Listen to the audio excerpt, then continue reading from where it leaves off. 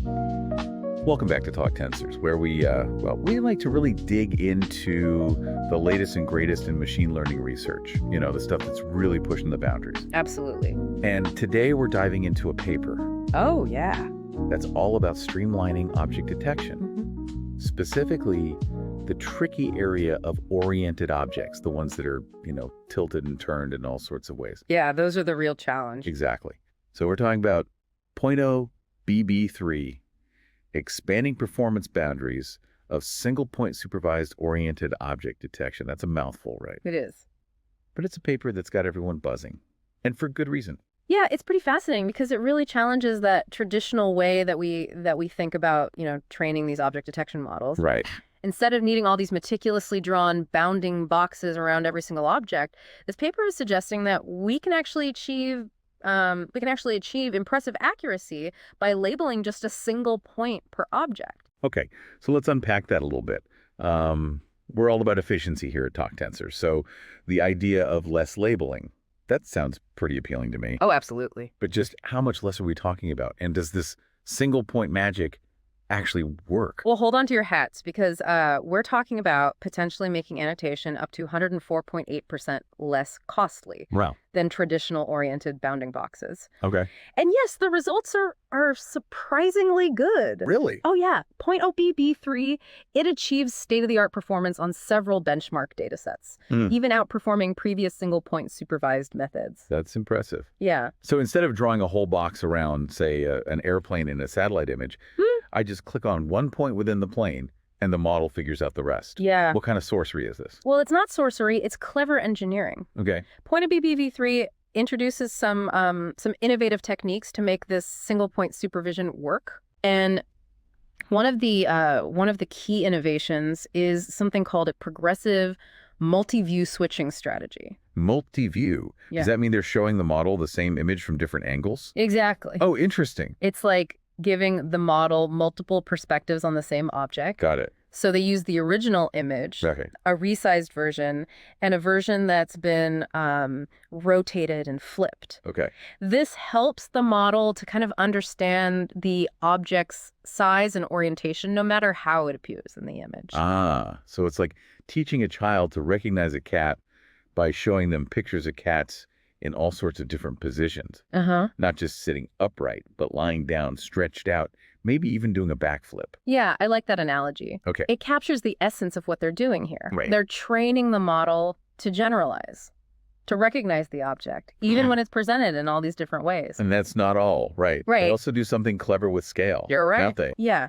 They introduce this scale augmentation module to make sure the model predicts object size consistently, regardless of the image resolution. Right. So they have this, what they call a scale-sensitive consistency loss, or SSC loss, Right. which basically penalizes the model if it says an object is different sizes in different views of the same image. Got it. So they're forcing the model to learn that, hey, just because the image is zoomed in or out, that doesn't mean the object itself has changed size, right? Precisely. Okay. And they further kind of refine this scale-related learning with something called a scale-sensitive feature fusion module, Okay. or SSFF. SSSF. Got it. This helps the model to pick out the most relevant features from different layers of the network, depending on the object size. Okay. I'm starting to see how they're building this really robust system for single point object detection. No, but what about orientation? I mean, how can you possibly figure out which way an object is pointing from just one dot? Well, that's where things get really interesting. Okay. They have this angle acquisition module that utilizes what they call a self-supervised angle loss. And this leverages the fact that many objects, especially man-made ones like airplanes or buildings, they have a degree of symmetry. Symmetry. Yeah. Hold on, I'm intrigued. How does that help with orientation? Well, think about it. If you know the axis of symmetry of an object, you can infer its orientation. Oh, okay. So they train the model on pairs of images, the original, Okay. and a version that's been randomly rotated or flipped. Okay. And the loss function encourages the model to predict angles that are consistent with these transformations. So if the model sees an airplane at a 30-degree angle and then sees the same plane flipped vertically, it should learn to predict an angle of Minus 30 degrees. Minus 30 degrees. It's using geometry to its advantage. That's the gist of it. Very clever. They're essentially teaching the model to recognize the relationship between symmetry and orientation without needing explicit angle labels. Oh, that's brilliant. It's a brilliant way to leverage the inherent properties of objects to simplify the whole learning process. Incredible.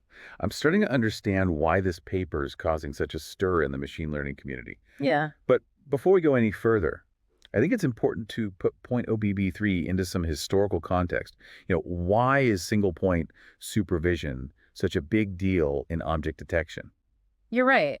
To really appreciate the significance of point OBB3, we need to understand the challenges of traditional object detection methods.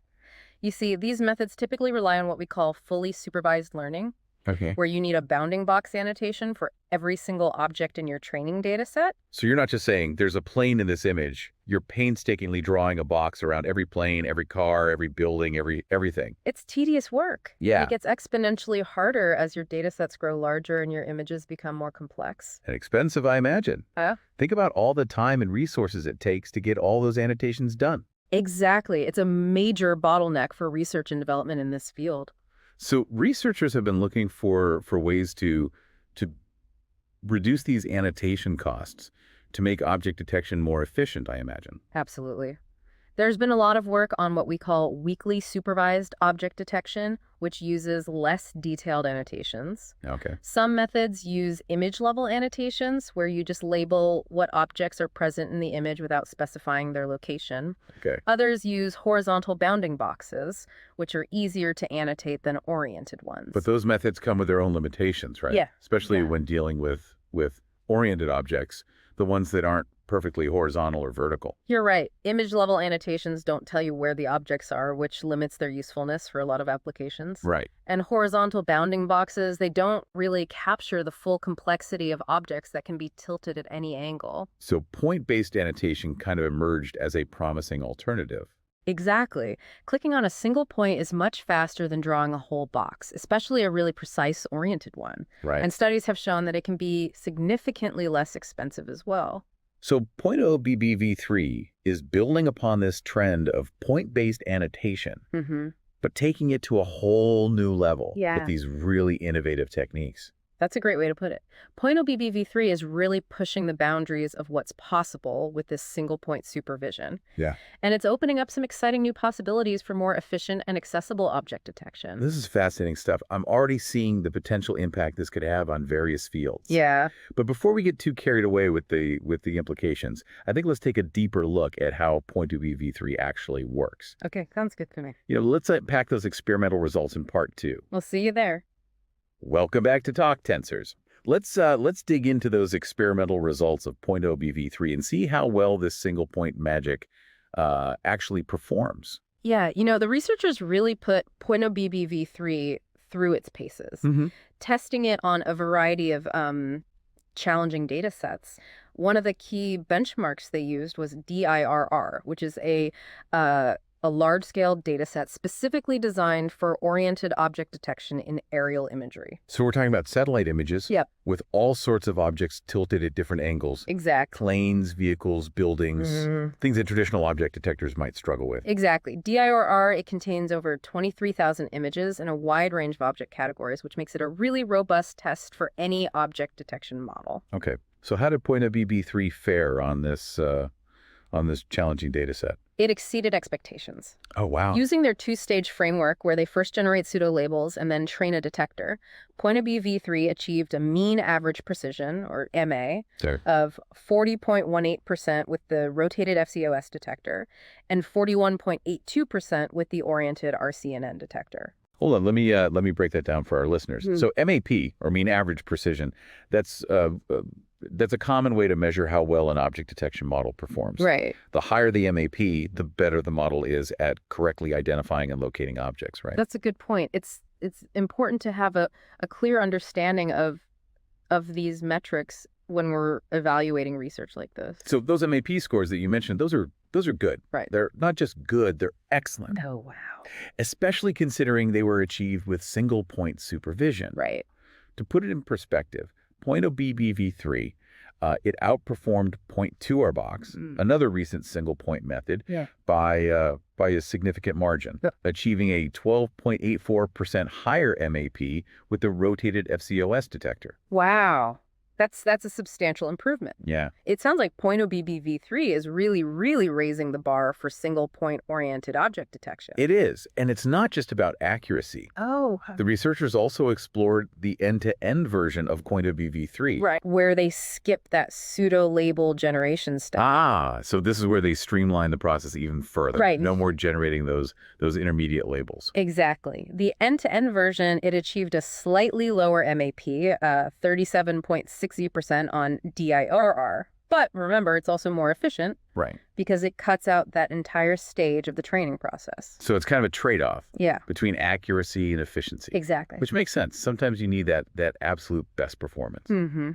Other times you need to prioritize speed. It all depends on the specific application, and it's great that .0BBV3 offers both options. They also tested .0BV3 on the DUAD datasets. Yes. Which are another popular benchmark for object detection in aerial imagery. That's right. DOTA is actually a family of data sets with increasing complexity and numbers of objects, DOTA v1.0, DOTA v1.5, and DOTA v2.0. And how did .0BV3 handle these increasingly difficult data sets? It performed remarkably well. Oh, yeah.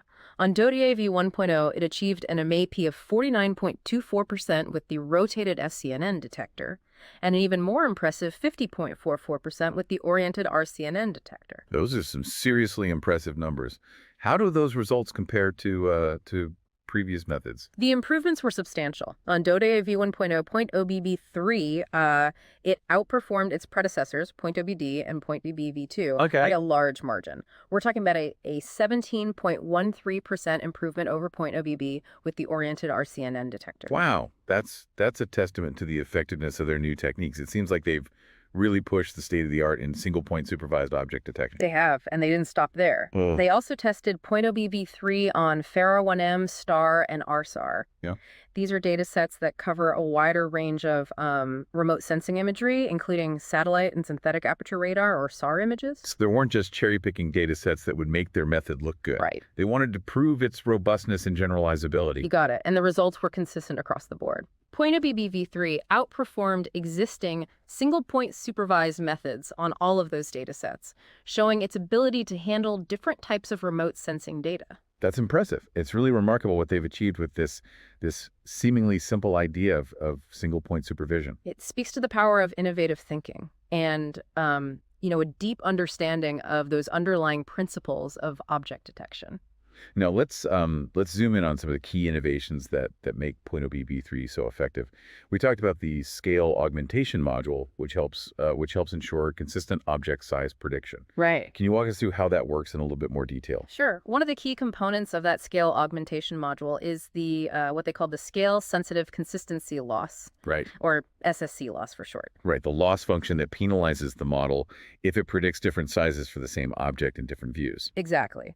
The SSC loss essentially encourages the model to learn what we call a scale invariant representation of the object. It's like teaching the model to recognize that, a car is still a car, whether it's seen from afar or up close. That's a great way to put it. It's all about learning the true essence of the object, right, regardless of how it's presented in the image. And to further enhance the model's ability to handle these scale variations, they introduced this scale-sensitive feature fusion module, or SSFF. Okay, remind me, what does the SSFF module do? It improves the way the model extracts features from different layers of what we call the feature pyramid network, or FPN. The FPN, that's that hierarchical structure that allows the model to analyze the image at multiple scales, right? Precisely. The SSFF module, it acts like a smart gatekeeper, dynamically combining the features from different layers based on the scale of the object proposal. Got it.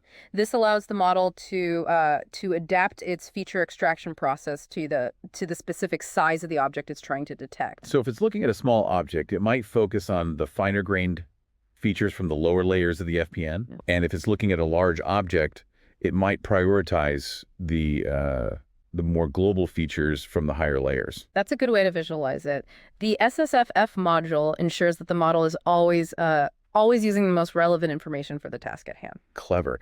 Now let's move on to that angle acquisition module. Okay. This is the part that really blew my mind. Yeah. How do they predict object orientation from a single point using something called the self-supervised angle loss? It's an ingenious approach. They leverage the inherent symmetry of many objects to train the model without needing explicit angle labels. Right. They train the model on pairs of images. Okay. The original image and a version that's been randomly rotated or flipped. Okay, so they're showing the model the same object in different orientations. Right. And that self-supervised angle loss, or SSA loss, it encourages the model to predict angles that are consistent with these transformations. So if the model sees an airplane oriented at 30 degrees and then sees the same airplane flipped horizontally, it should learn to predict an angle of 150 degrees. Precisely. The SSA loss essentially teaches the model the relationship between object symmetry and orientation without needing any manual annotations of angles. It's like they've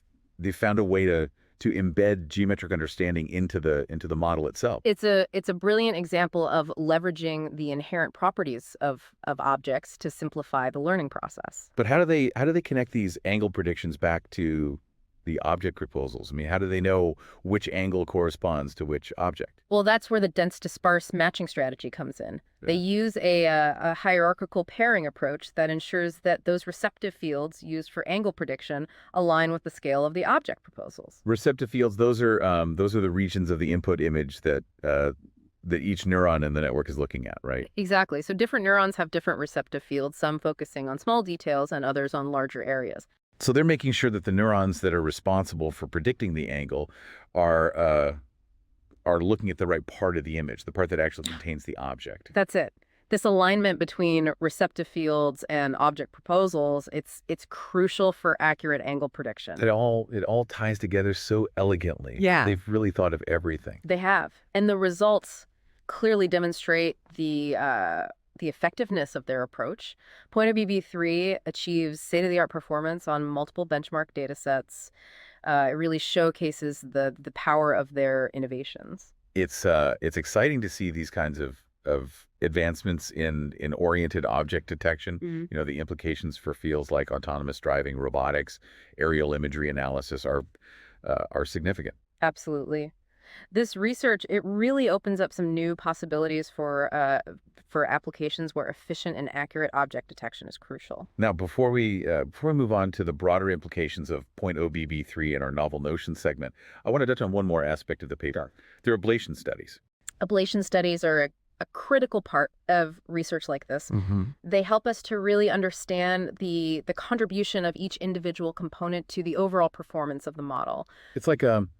It's like taking the model apart piece by piece to see which parts are essential and which parts are just nice to have. Exactly. The authors of .BBV3, they conducted a series of ablation studies to really validate the effectiveness of their various design choices. Can you give us some examples of what they tested? Sure. For their two-stage framework, they tested the impact of the SSC loss, the SSFF module, and the DS matching strategy, both individually and in combination. Okay. And they found that each of these components played a significant role in improving the quality of the pseudo-labels, which led to better overall detection performance. So they weren't just throwing things at the wall and seeing what stuck. Right. They systematically analyzed the contribution of each component. They did. They also investigated the effect of different MIL losses, Okay. the impact of the burn-in steps, and the influence of the point range used for annotation.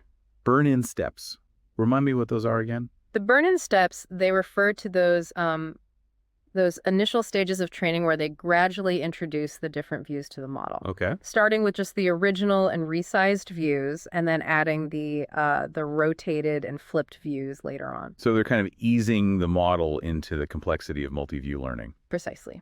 And their ablation study showed that this gradual introduction of views leads to better performance compared to simply training on all views from the start. Interesting. It's like building a solid foundation before adding those more complex layers. That's a good analogy. And for the end-to-end framework, they focused on testing the impact of the SSFF module and the instance-aware weighting strategy. Instance-aware weighting, that's the technique they use to downweight the contribution of low-quality annotations during training. That's right. It's a way to handle the inherent noise and ambiguity that can come with single-point supervision. And their ablation studies confirm that both the SSF module and the instance-aware weighting strategy are essential for achieving good performance in the end-to-end setting.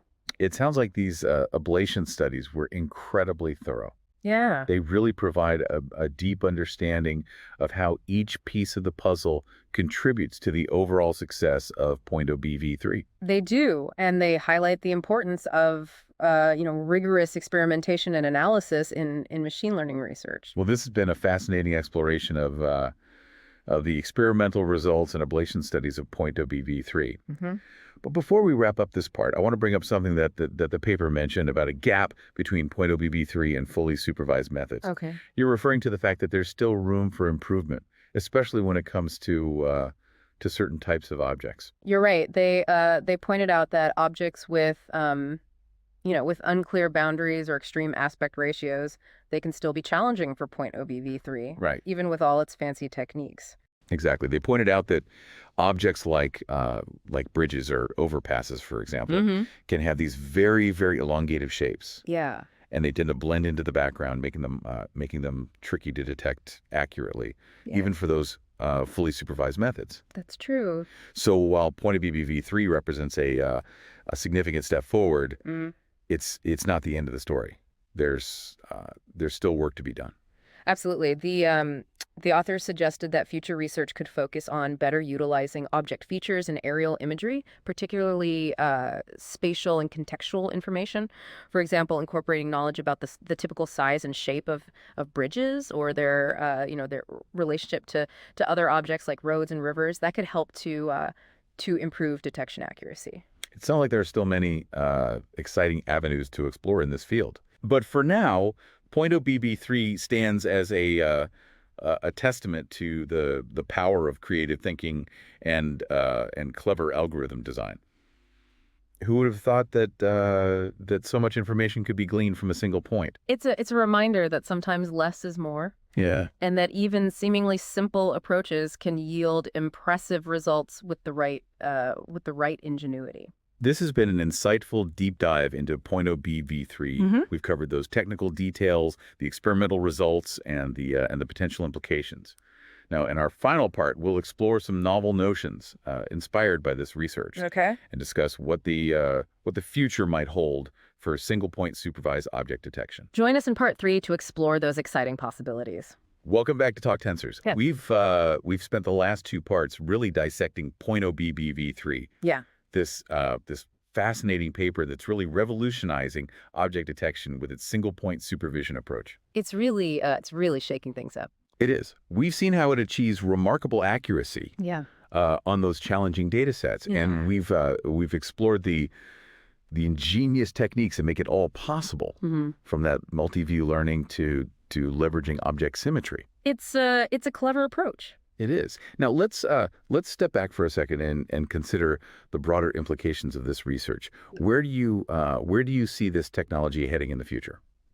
Well, I think .0BV3 is it's a significant step towards making object detection more efficient and accessible. Right. That ability to train high-performing models with significantly less labeling effort that has the potential to really democratize AI. Democratize AI. Yeah. That's a bold statement. It is. What do you mean by that? Well, traditionally, developing sophisticated object detection models has been a very, very resource-intensive endeavor. Right. You need these massive amounts of labeled data, which is time-consuming, expensive, and often requires, specialized expertise.